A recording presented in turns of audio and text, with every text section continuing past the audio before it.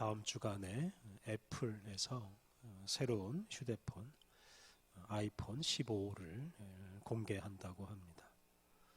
이렇게 애플에서 새로운 휴대폰을 내놓는다고 하니까 경쟁 업체인 삼성에서는 갤럭시 23의 가격을 아주 대폭 깎아주겠다고 선언을 했습니다. 삼성이나 애플은 이제 해마다 새로운 휴대폰이나 또는 태블릿 제품을 내놓습니다. 그리고 신제품이 나오면 이제 사람들은 기존 제품보다 신제품을 사려고 하기 때문에 기존 제품의 가격은 떨어질 수밖에 없습니다. 휴대폰 제조사들은 이제 사람들의 이런 심리를 또 잘 이용하고 한편으로는 또 부추깁니다. 그래서 해마다 새로운 제품을 내놓으면서 기존 제품과는 어떤 게 다른지를 자세하게 설명을 하고 새로운 제품을 꼭 사도록 만듭니다. 사람들은 이제 그런 유혹에 넘어가서 이제 기존 제품을 탐탁지 않게 여기고 또는 지겹게 여깁니다. 그리고 이제 새로운 제품을 삽니다. 그런 것 때문에 이제 멀쩡한 물건들이 버려져서 쓰레기가 되는 일들이 많습니다. 집집마다 안 쓰는 휴대폰들이 참 많이 쌓여 있습니다. 이 기업들은 사람들로 하여금 현재 상태에 만족하지 못하게 합니다. 불만을 품게 만드는 겁니다. 그래서 좀 더 나은 물건을 사게 만들고 좀 더 좋은 집, 좀 더 좋은 아파트를 사도록 합니다. 어떤 사람은 그런 식으로 해서 경제를 발전시킬 수 있다고 말합니다. 그런데 그런 경제 발전의 대가가 만만치 않다는 것을 요즘 우리들은 아주 잘 알고 있습니다. 우리가 지금 9월을 보내고 있습니다만 우리가 지금 가을을 맞이한 건지 아직도 여름인지 헷갈릴 때가 많습니다. 그러니까 이런 기후 변화가 바로 이 경제 발전의 대가 중에 하나입니다. 예전에는 소비가 미덕이라는 말을 참 많이 했습니다. 소비가 활발해야 공장도 활발하게 돌아가고 그러면 경제가 발전해서 사람들이 다 부자가 된다고 생각들을 했습니다. 그런데 우리가 계속 그렇게 살 수는 없습니다. 왜냐하면 이 지구가 우리 인간의 욕심을 다 만족시켜 줄 수가 없고 인간의 욕심을 이 지구가 감당할 수가 없기 때문입니다. 어떤 학자는 이 우리 인간의 욕심을 다 채워주려면 이 지구 같은 이 별이 10개, 100개가 있어도 모자라다고 합니다. 지구가 우리 인간이 버리는 쓰레기를 감당하지 못합니다. 공장에서 배출되는 온실가스를 이 지구가 감당하지 못하고 있습니다. 그래서 지금 지구가 몸살을 앓고 있습니다. 그래서 지금 우리 시대는 결코 소비가 미덕이 될 수가 없습니다. 가능하면 소비를 줄여야 하고 소비가 줄어야 쓰레기도 줄어들고 온실가스도 줄어들어서 이 지구 환경을 회복시킬 수가 있습니다. 그렇다면 우리가 어떻게 소비를 줄일 수가 있겠습니까? 사실 아주 쉽습니다. 그거 우리가 현재 가지고 있는 거 이것에 만족하면 됩니다. 절약하는 사람, 지금 가진 것에 만족해서 가지고 있는 물건을 오래 사용하는 사람이 정말로 지구를 사랑하는 사람이고 지구를 지키는 사람입니다. 그런데 이 일이 쉽지는 않습니다. 제가 어릴 적에 TV 크기는 대개 15인치, 17인치, 커봐야 21인치 이 정도였습니다. 그런데 요즘은 컴퓨터 모니터도 그보다 훨씬 큽니다. TV도 작은 것이 40인치이고 그것보다 2배 이상 큰 TV도 있습니다. 이 때문에 TV를 생산하는 과정에서 많은 에너지가 소비되고 또 TV를 볼 때도 더 많은 전기가 소모됩니다. 또 그런 TV가 버려지면 쓰레기도 훨씬 더 많아지게 됩니다. 그래서 이런 것들이 이제 지구 환경을 파괴하는 요인이 됩니다. 그래서 TV를 보더라도 작은 TV를 보거나 아예 TV를 보지 않는 것이 이 지구를 지키는 길입니다. 그런데 문제는 지금 우리들이 이제 크고 화려하고 선명한 그런 TV에 익숙해져 있다 보니까 작은 TV나 화질이 좋지 않은 TV는 우리가 보질 않게 됩니다. 작은 TV는 더 이상 찾질 않습니다. 그 옛날 흑백 TV 시대로 우리가 돌아갈 수가 없습니다. 이렇게 크고 화려하고 편리한 것에 익숙해져서 기후위기 시대에도 여전히 크고 화려한 것을 계속 찾고 있습니다. 이렇게 살다가는 정말 우리 지구에 무슨 일이 생길지 모릅니다. 오늘 우리가 읽은 본문은 중고 제품이나 나쁜 제품에도 만족하며 살 수 있는 비결, 심지어 아무것도 없어도 기쁘게 살 수 있는 비결을 우리에게 가르쳐 줍니다. 오늘은 우리가 빌립보서를 묵상하는 시간입니다. 빌립보서에는 별명이 있는데요. 그것은 바로 기쁨의 편지, 기쁨의 서신입니다. 이 빌립보서에는 기쁨이나 기뻐하라는 단어가 아주 많이 등장합니다. 특히 사도 바울은 이 빌립보에 있는 성도들에게 언제 어디서나 기뻐하라고 권면합니다.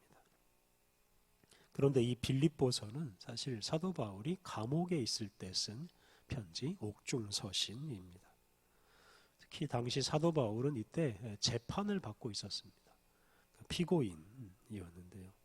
이 재판 결과에 따라서 형벌을 받고 징역을 살고 또는 풀려날 수도 있었는데, 중요한 건 재판 결과에 따라서 사형 선고를 사형을 당할 수도 있었습니다.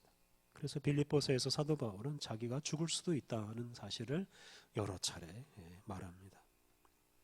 그런데 이런 심각한 상황에서도 사도 바울은 기쁨을 잃지 않았고 또 이 편지를 받는 빌립보의 성도들에게 기뻐하라고 권면합니다. 오늘 본문에서 우리는 사도 바울이 언제 어디서나 이렇게 기뻐하며 살았던 비결을 우리가 알 수 있습니다. 감옥에서도 사형 선고를 받을 수도 있는 상황에서도 기뻐하며 살았던 사도 바울의 모습을 알려줍니다.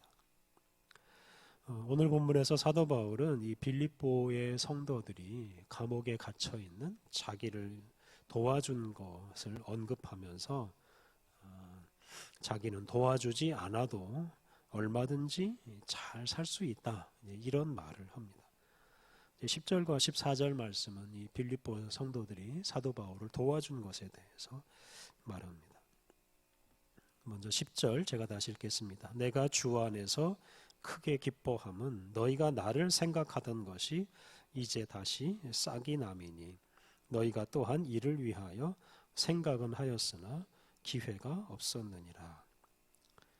너희가 나를 생각하던 것이 이제 싹이 났다는 말은 빌립보의 성도들이 감옥에 갇힌 이 바울을 도와준 일을 말합니다. 오늘 본문 뒤에 나오는 4장 18절을 보면 빌립보의 성도들은 감옥에 갇혀 있는 사도 바울을 위해서 에바브로디도라는 사람을 보냅니다. 그리고 에바브로디도 편에 사도 바울에게 필요한 물건들을 가져다 주었습니다.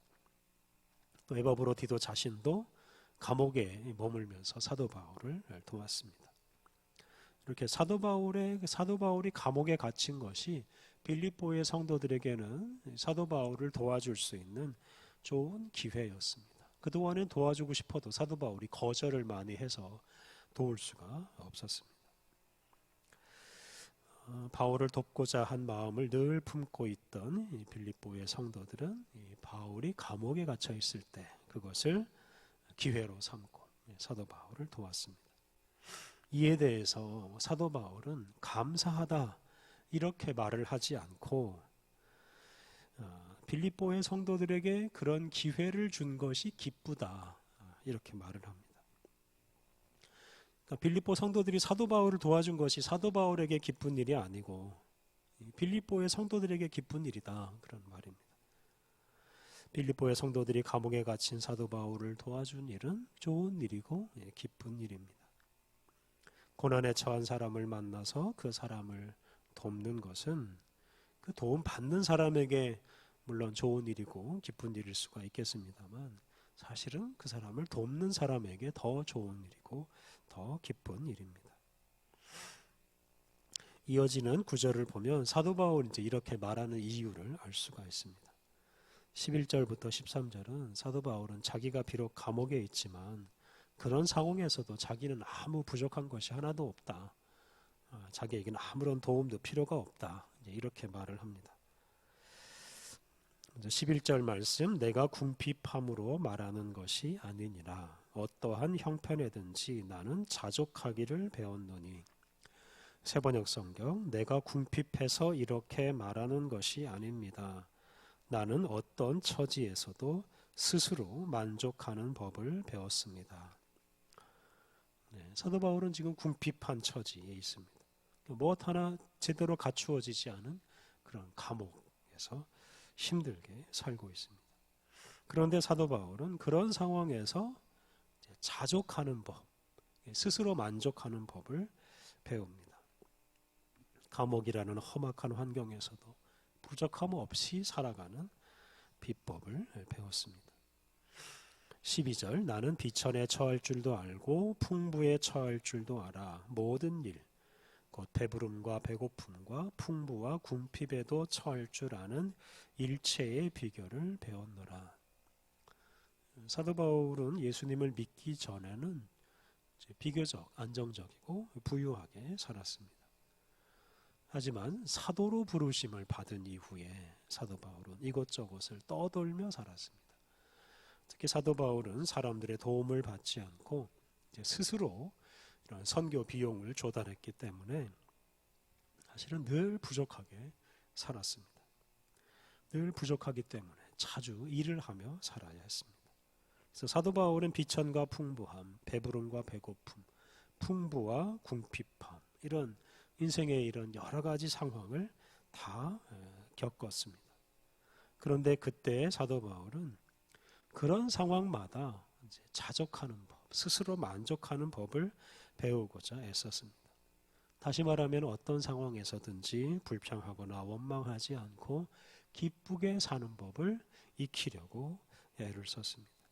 그리고 최악의 상황이라고 할 수 있는 이런 감옥이라는 환경에서도 스스로 만족하는 법을 익힘으로써 사도 바울은 이제는 모든 일에 대응할 수 있는 일체의 비결을 다 배웠다, 이렇게 지금 말하고 있습니다. 사도 바울은 언제 어디서나 기쁘게 살 수 있다, 이렇게 자신 있게 말합니다. 여러분, 옛날 감옥의 환경이 얼마나 열악했겠습니까? 그 열악한 환경, 그것 때문에 감옥에서 죽는 죄수들이 참 많던 시절이었습니다. 그런데 사도 바울은 그런 열악한 환경에서도 스스로 만족하는 법을 배워서 늘 기쁘게 살았습니다. 13절은 사도 바울이 이제 그렇게 살 수 있었던 비결을 말해줍니다. 13절, 내게 능력 주시는 자 안에서 내가 모든 것을 할 수 있느니라.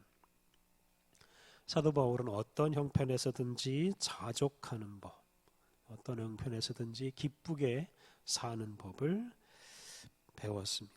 그런데 그렇게 배울 수 있었던 것은 그에게 능력 주시는 분이 있었기 때문입니다. 사도 바울은 그에게 능력 주시는 자 안에서, 예수님 안에서 모든 것을 다 할 수 있다라고 담대하게 말하고 있습니다. 바울은 감옥 같은 이런 어렵고 참 궁핍한 환경에서 살면서도 그곳에 예수님이 계시고, 사도 바울은 그곳에 계신 예수님 안에서 산다고 생각했습니다. 그리고 그 안에 계신 그 예수님께서 주시는 능력으로 어려운 환경을 이겨내고 기쁘게 살 수 있었습니다. 그래서 요약하면 우리가 예수님 안에서 살아가는 것이 관건입니다. 예수님은 언제 어디서나 우리와 함께 하십니다. 우리가 예수님을 주님으로 모시고 예수님 안에서 살아갈 때 어떤 환경이든지 다 이겨낼 수 있는 그런 능력을 얻을 수가 있습니다. 그리고 우리가 예수님 안에서 살기 위해서는 이 예수님을 무엇보다 또 누구보다 소중하게 여겨야 하고, 예수님께서 주시는 그런 신령한 은총을 소중하게 여겨야 합니다. 예수님 안에서 기도하는 즐거움, 예수님의 말씀을 묵상하는 즐거움, 또 예수님의 말씀을 실천하는 즐거움, 또 그러한 생활을 통해서 예수님과 교제하고 사귀는 즐거움, 이런 즐거움을 누릴 때 우리는 언제 어디서나 어려운 환경을 이겨낼 수 있는 능력을 얻고 항상 기뻐하며 살아갈 수 있습니다. 그런데 우리 현대인들은 앞서 말했듯이 이런 공장에서 만들어내는 그런 물건이 주는 쾌락이나 편리함에 빠져 살고 있습니다. 또는 보석이나 명품 같은 그런 귀한 물건을 소유한 것을 자랑하며 사는 사람도 많습니다. 물질적으로 또는 육체적으로 만족을 주는 것들, 그런 것들이 너무 많다 보니까 우리가 그런 것들에 푹 빠져 살고 있습니다. 요즘 우리는 휴대폰을 늘 붙들고 살지 않습니까?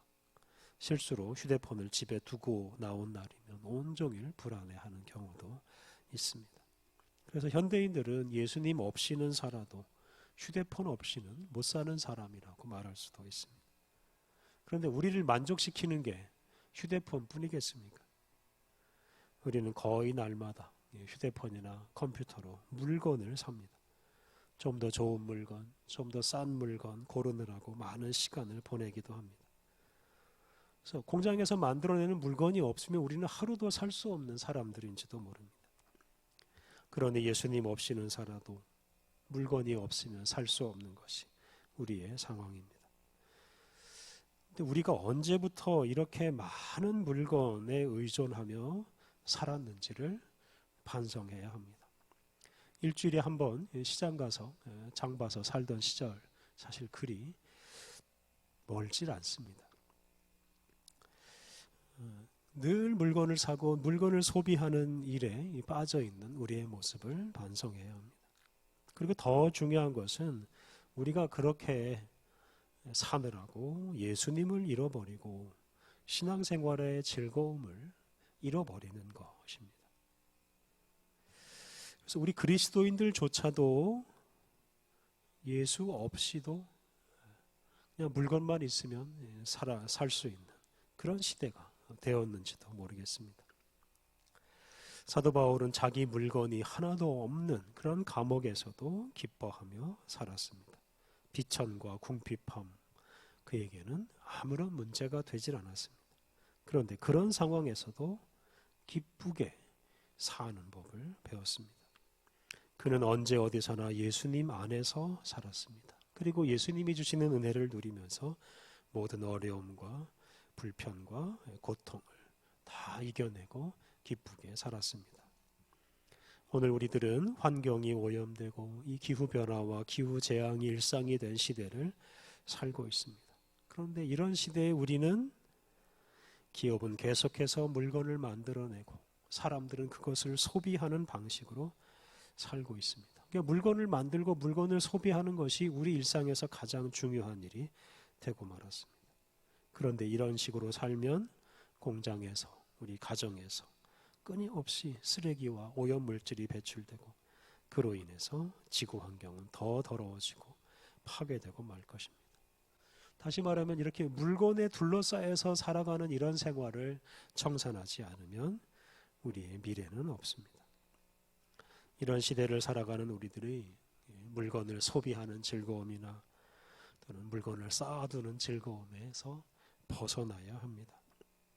새로운 제품이 나왔으니 소비하라, 이런 유혹에 우리가 눈을 감아야 합니다. 그런데 이런 일을 누가 할 수 있습니까? 그것은 바로 우리 그리스도인들이 참 잘 할 수 있습니다. 예수님 안에서 능력을 얻는 사람, 예수님 안에서 참된 기쁨을 얻는 사람은 물건이 없어도 얼마든지 기쁘게 살 수 있기 때문입니다.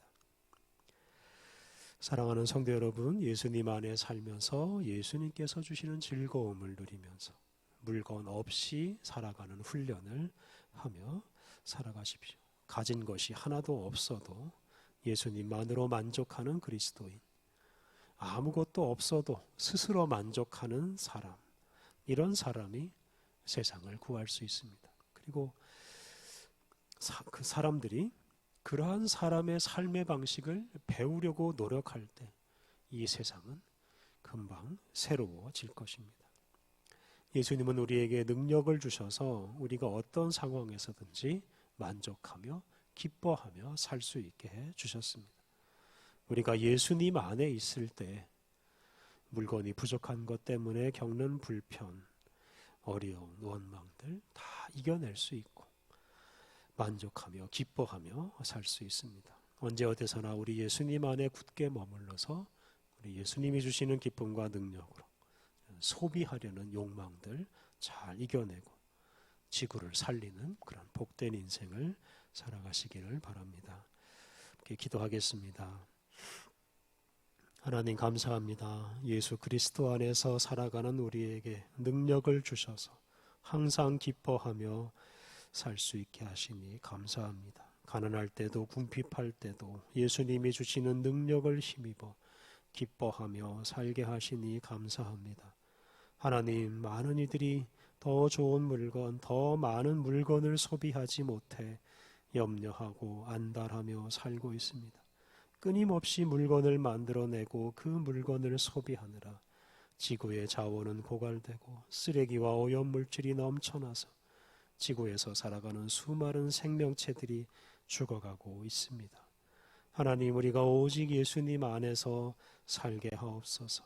예수님께서 주시는 신령한 기쁨과 능력으로 물질적인 욕망을 물리치게 하옵소서.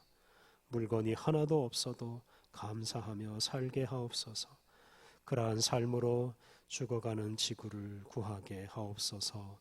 예수님의 이름으로 기도드립니다. 아멘.